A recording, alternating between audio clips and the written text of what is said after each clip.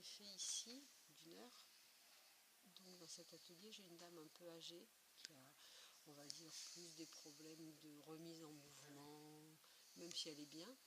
Elle ne pourrait pas suivre vraiment un cours normal parce que fatigable, parce que voilà, ça fait très longtemps qu'elle n'a rien fait, donc forcément il y a une remise en route du corps. On se rend compte que c'est pas, même la marche en elle-même n'est pas forcément toujours aisée quand on arrive à un certain âge. Et d'une séance à une autre, il mémorise Oui. les cours précédents? C'est la force de la répétition, en fait, qui crée leur mémorisation.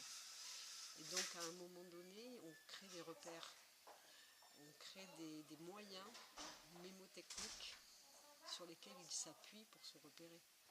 Et en utilisant toujours les mêmes repères, automatiquement, à un moment donné, le repère est créé et ensuite ils n'ont plus à le réfléchir.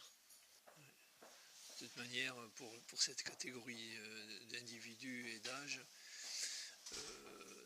c'est une thérapie, à mon avis, plus porteuse que de faire des bains en piscine. Où vous allez, alors, en tout cas, c'est complémentaire. L'idée surtout là, c'est qu'il y a une notion d'effort quand on nous dit, quand on est âgé, qu'on doit aller faire des cures, ou etc. Il y a une notion d'effort. Je vais chez le kiné, je vais à haut cours de gym. Avec la musique, la notion d'effort disparaît au profit du plaisir. Donc on se met en mouvement sans avoir cette espèce d'éveil intérieur qui nous dit « Oh, je vais devoir lever la jambe, lever le bras ». On va lever le bras ou lever la jambe, on ne va pas s'en apercevoir parce qu'on va être porté par quelque chose qu'on a oublié, la musique. Puis les générations actuelles, qui sont aujourd'hui des générations qui sont dans les EHPAD ou dans les cures, c'est des générations qui ont vu leurs parents danser et qui elles-mêmes souvent ont dansé plus jeunes. Ils n'ont pas appris à danser. Nous, nos générations, on va dans des cours pour apprendre à danser. Eux, ils n'ont pas appris à danser, ils ont appris sur le tas, par mimétisme, comme faisaient les parents. Ce qui va leur coûter, c'est plus de se dire « Oh non, non, c'est pas pour moi, parce que je bouge plus, c'est fini, je bouge plus, c'est fini, j'ai mal au genou, c'est fini, j'ai mal au dos. » Et puis s'aperçoivent, bonsoir, et puis s'aperçoivent qu'ils peuvent toujours, on peut toujours. Parce que aujourd'hui, dans toutes les médecines alternatives, il y en a quand même pas mal, hein. Mais celles où les gens doivent se prendre en charge, il n'y en a pas beaucoup.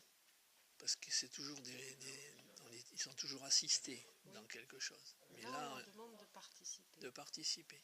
Alors il faut se mettre en mouvement, il faut se mettre debout déjà. Voilà. Oui, mais tu vois, j'ai eu une dame qui est arrivée l'autre fois au cours, justement, elle est arrivée avec une canne. Et elle me dit, pour danser le tango, et elle me dit, oh, moi j'ai des problèmes d'équilibre, puis je marche avec une canne. Alors, soit, je dis, je vais vous servir de canne, puisqu'on est deux. Et en fait, au bout d'une heure, elle est repartie en marchant sans sa canne. Et elle me dit, en fait, ce que j'ai compris, c'est qu'il fallait que j'allonge mon pas.